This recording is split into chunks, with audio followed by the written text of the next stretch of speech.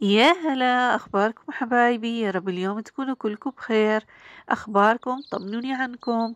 حبيت اليوم إني أقدم لكم فيديو جديد رح نعمل فيه مع بعض العيش الشامي أو الخبز الفلسطيني، الخبز العربي زي ما بدكم تسموه سموه. رح نعمله بأسهل طريقة وحتكون النتيجة عن جد كتير رائعة. ما رح نستخدم فيه الفرن، أكيد رح نستخدم فيه القلاية أو الطاسة، وتطلع معانا النتيجة أكتر من رائعة. خبز زي الملبن. من كيلو دقيق رح نعمل كمية عن جد وفيرة تكفي كل العيلة. ما في ألذ منه على الفطور أو السحور في رمضان وكمان في الأيام العادية. حبايبي، لو أول مرة بتشوفوا القناة، أنا أماني وهي قناتي أحلى الوصفات. بتمنى إنكم تشاهدوا الفيديو، وأكيد ما تنسوا اللايك والاشتراك. ويلا نبدأ، بسم الله. أكيد أنا كالعادة راح أستخدم العجانة، أنت بتقدري تعجنيها على إيدك لو ما كانت متوفرة عندك. راح أنزل بصحن العجانة كيلو كامل من الطحين. أنا استخدمت هذا النوع، بتقدري تستخدمي أي نوع متوفر عندك. على الكيلو بدي أضيف معلقة ونص من الخميرة، معلقتين من الحليب البودرة، ومعلقة كبيرة من السكر.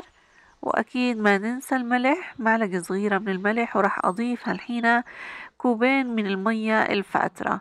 وضروري إنك تنتبهي المية ما تكون سخنة عشان الخميرة تتفاعل معانا أحسن وما يخرب معانا العجين. أكيد راح أعجنها كتير منيح على العجانة لحد ما تتماسك معايا وتلتم كلها على بعضها. بعد هيك بدي أنزل عليها حوالي معلقتين كبار من الزيت النباتي أو زيت الزيتون، بس عشان ينعم لي العجينة ويعطينا قيمة غذائية أعلى أكيد لو استخدمنا فيه زيت الزيتون.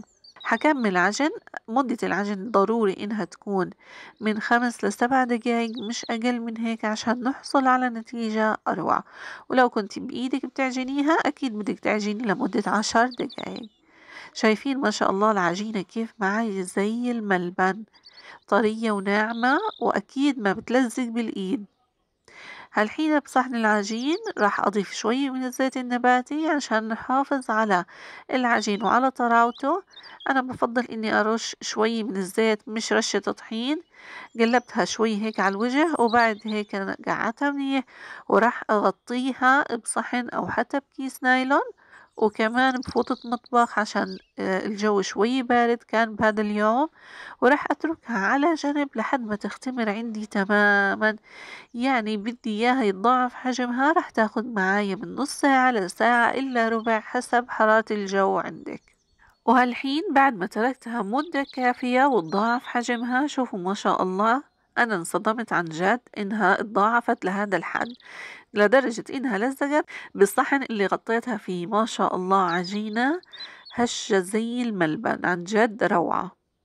هالحين حطيت عندي قطعة السيليكون وحنزل عليه العجينة، وحبدأ إني أفرغ شوي منها الهواء، وبعد هيك أقطعها لكور.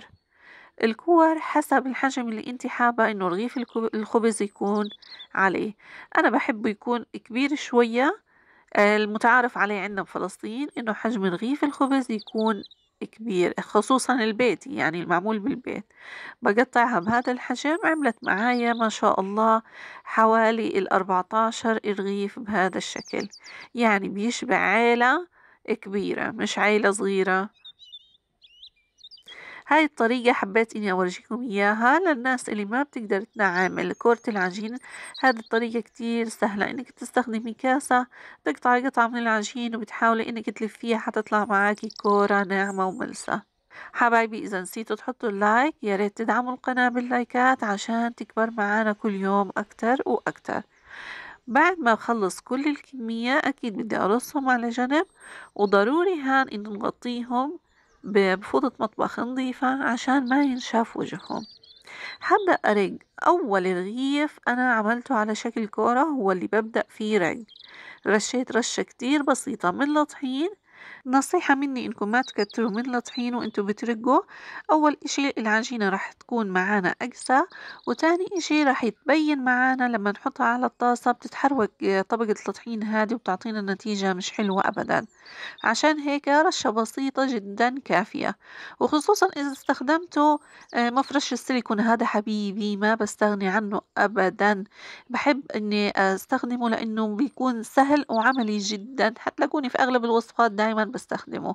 المهم سيبكم من مفرش السيليكون، نرجع على رغيف الخبز. حاولي وانتي بترقيه انك تحافظي على شكله يكون دائري قد ما تقدري. وضروري انك ما تقتلي الرغيف يعني بالرق كتير، ما تضغطي عليه ويتفرغي منه الهواء عشان بدنا اياه ينفخ معانا لما نبدأ نحطه على النار. إذا ملاحظين الفقاعات اللي فيه، هذا دليل على إنه العجين عندنا ناجح 100%.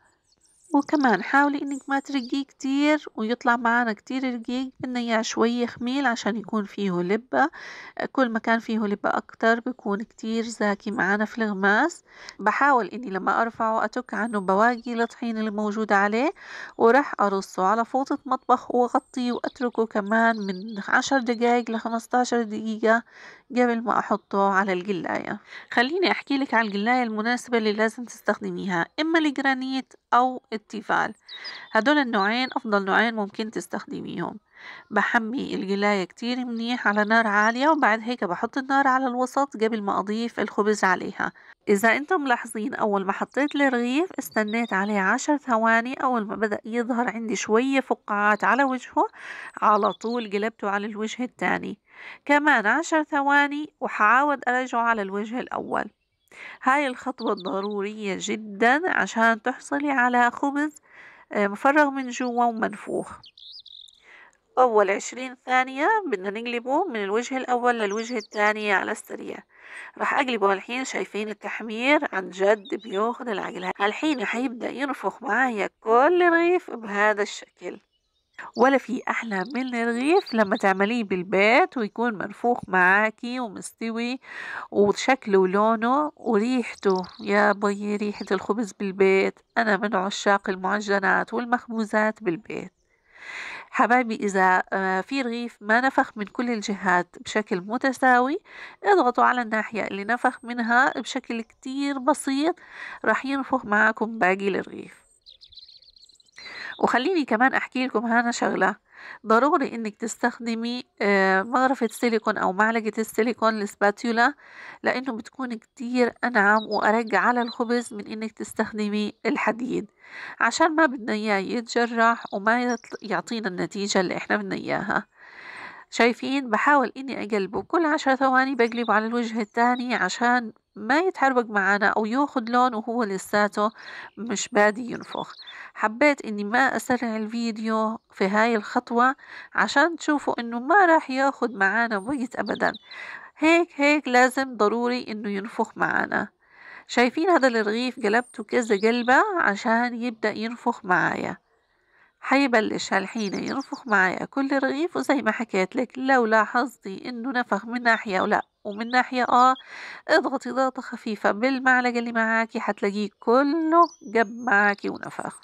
عشان تحافظي على طراوة الخبز هذا ضروري انه بعد ما تخبزيه على طول تغطيه، ويفضل انك تحتفظي فيه بكيس نايلون، وممكن كمان تحطيه بالفريزر وتسخني منه لوقت الحاجة.